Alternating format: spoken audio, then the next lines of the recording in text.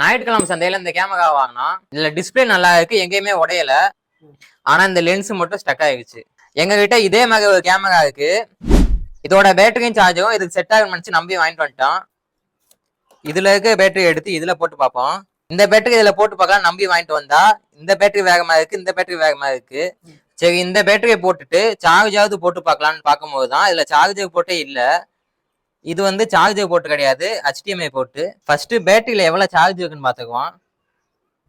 சுத்தமா சார்ஜ் இல்ல. இந்த பேட்டரி சார்ஜ் போகிறதுக்கு எங்ககிட்ட சார்ஜர் இல்லை.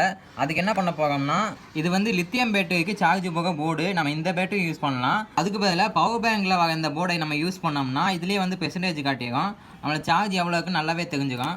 ஒரு முக்கிய அறிவிப்பு. இதுல நம்ம சால்ட்ரிங் பண்ணக்கூடாது. சால்ட்ரிங் பண்ணால் இந்த பேட்டரி ரிப்பேர் ஆக வாய்ப்பு இருக்கு. அதனால சும்மா இப்படி டச் ஆகாம மாட்டிட்டு அதுக்கு மேலே நம்ம டேப் போட்டிக்குவோம். பேட்டரியில் சுத்தமாக வோல்டேஜே இல்லை, அதனால 0.0 காட்டுது. பேட்டரி ஃபுல்லாக சார்ஜ் ஆகிடுச்சு. அதோட வோல்டேஜ் செக் பண்ணி பார்க்கும்போது 3.8 வருது. ஃபுல் சார்ஜ் ஆகிடுச்சு. இப்போ நம்ம இதை போட்டு பார்ப்போம், ஆன் பண்ணி பார்ப்போம். வணக்கம் மங்காளி. ஆன் ஆயிடுச்சு. உடனே ஆன் ஆயிடுச்சு. ஆனால் லென்ஸ் ஸ்டக் ஆகிருக்குல. இந்த கேமராவை ஆன் பண்ணும் போது இந்த லென்ஸ் வந்து கொஞ்சம் முன்னாடியும் பின்னாடியும் போயிட்டு வருது. இதுல லென்ஸ் ஸ்டக் ஆகிருக்கு, நம்ம கழட்டி தான் பார்க்கணும்.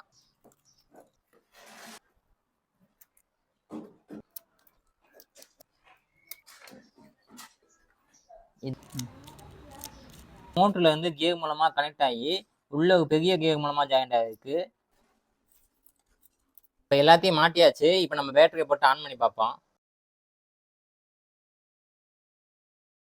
கேமரா ஆன் பண்ணதுல லென்ஸ்லாம் கரெக்டாக வெளில வந்துச்சு. நாங்கள் சில ஃபோட்டோலாம் எடுத்து பார்த்தோம்.